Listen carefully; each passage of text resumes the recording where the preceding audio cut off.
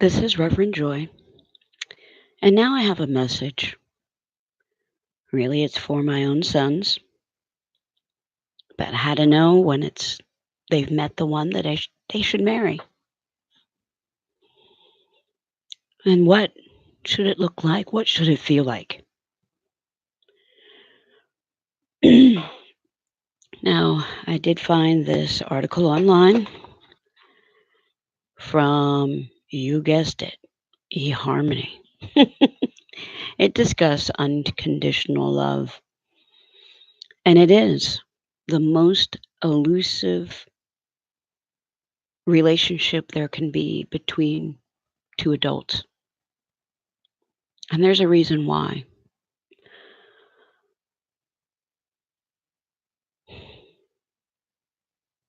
But I'll read some of the article here. Some argue that unconditional love is simply what we should know as love. It doesn't get bought. It doesn't owe you anything. It doesn't have to be proven. It is not selfish or at the mercy of circumstance. Unconditional love is the active choice to love someone no matter what may come your way.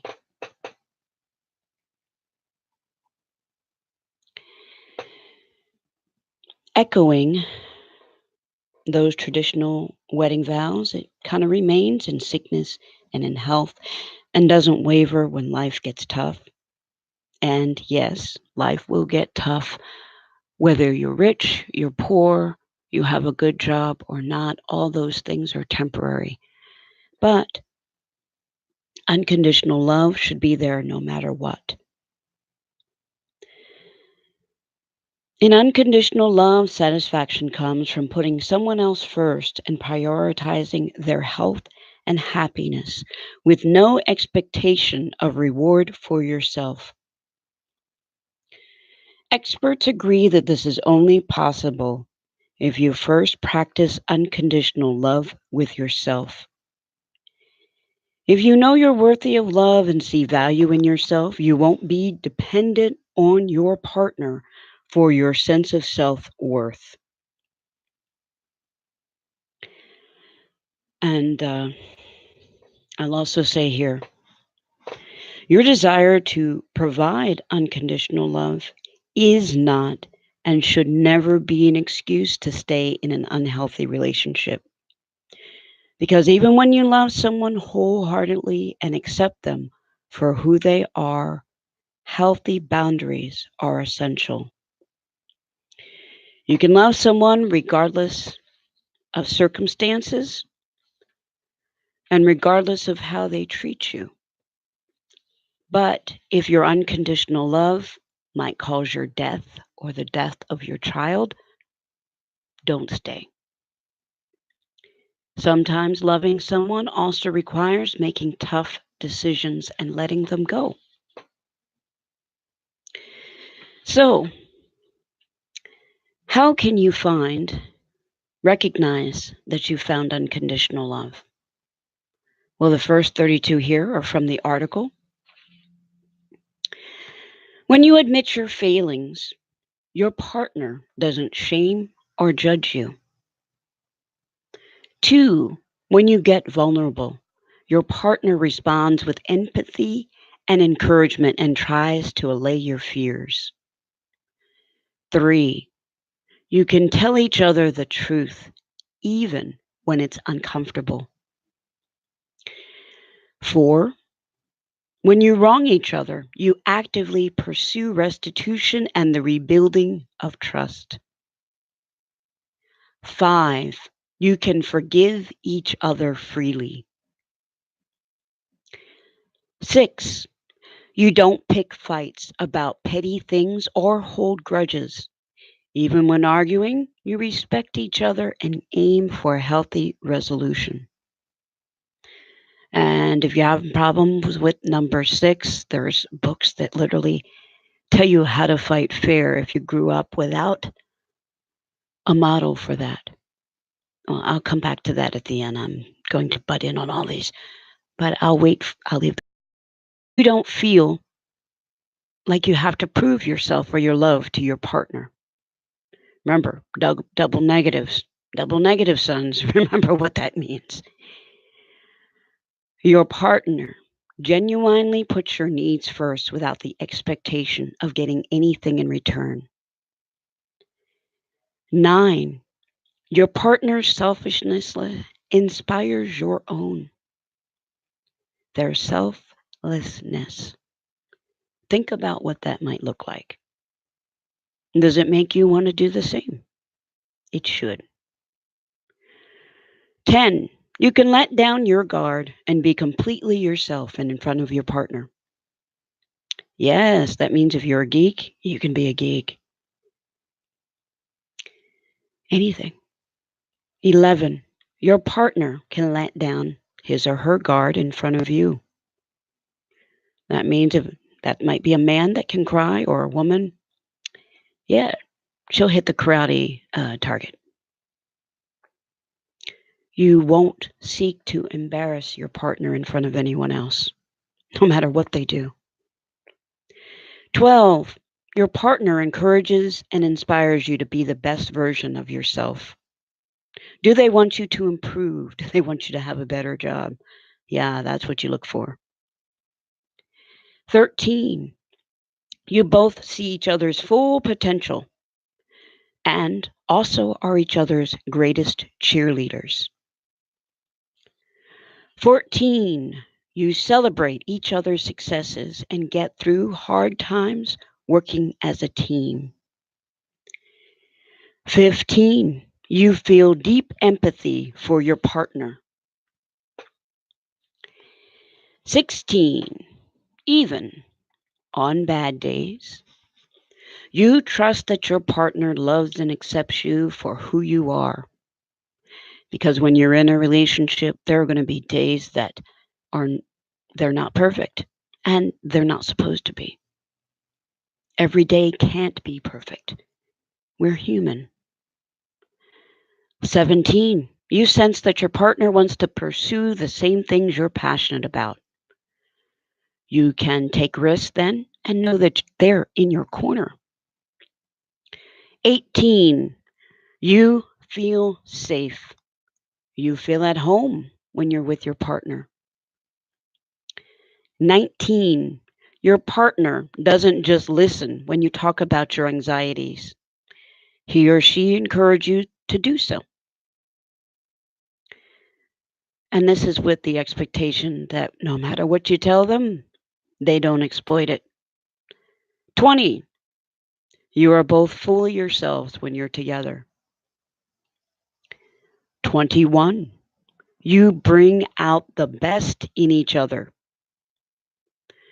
22, you are not codependent. You don't have to depend on the other person for your sense of self-esteem. And you also don't enable healthy habits or thought patterns in your partner. 23, you respect each other, especially when you disagree or let each other down. 24, you both value communication and consider the relationship's health a priority. 25, when you make compromises in the relationship, you're still respecting your own values and boundaries. 26, neither of you plays games. You don't withhold love, affection, or sex to get what you want. 27, you want to demonstrate your love for your partner with both words and actions throughout the day. An example here is on a bad day, you might still buy them a coffee or text them a word of encouragement before a big meeting or a presentation. You support. 28, you extend patience and compassion to your partner when they're going through a rough time and know not to take their temporary bad mood personally. 29, you find satisfaction in the art of loving him or her, no strings attached. 30, you don't try to shield your partner from pain. Instead, you support him or her and sharing it with them. 31, you're proud of each other. So when you're not together, you only speak kindly of each other. 32, and this is probably one of the most important ones, you both know you're in it for the long haul.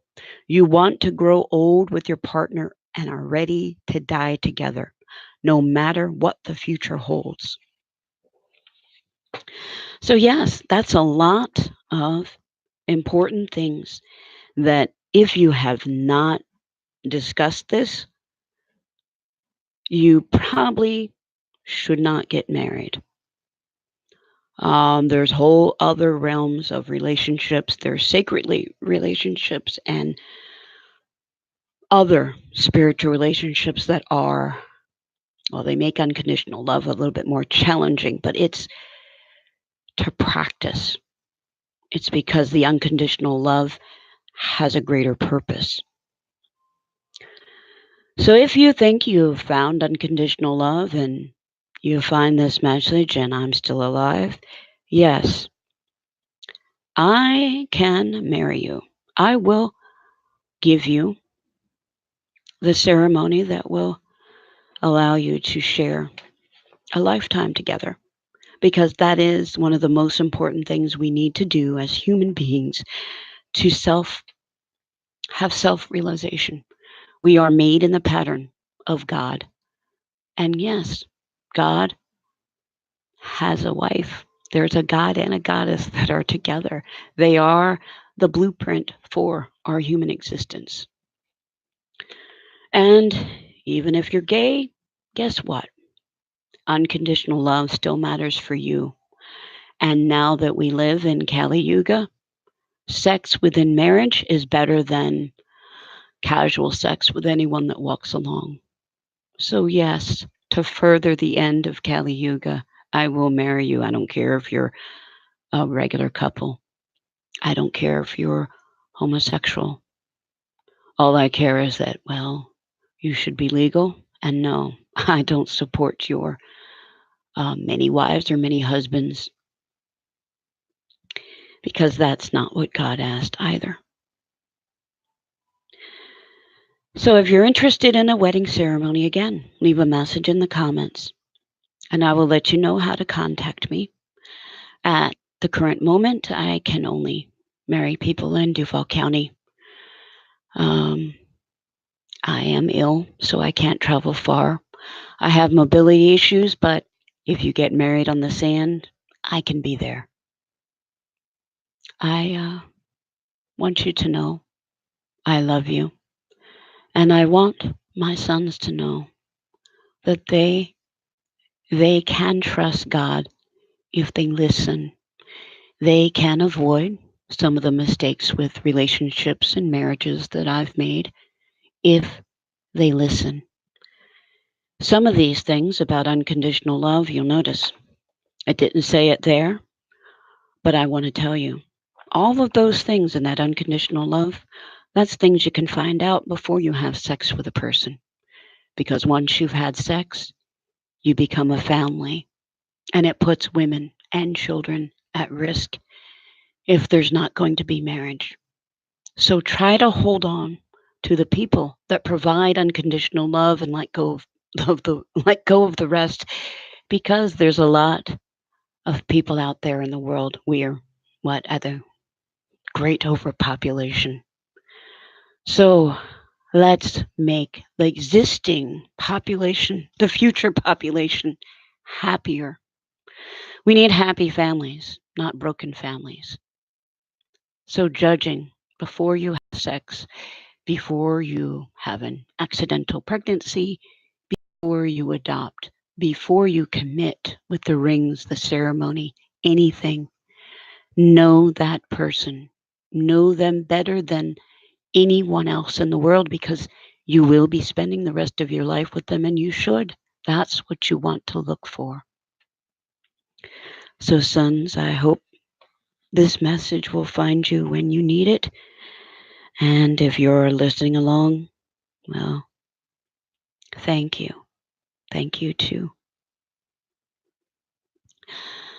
So, in peace and love, this has been Reverend Joy.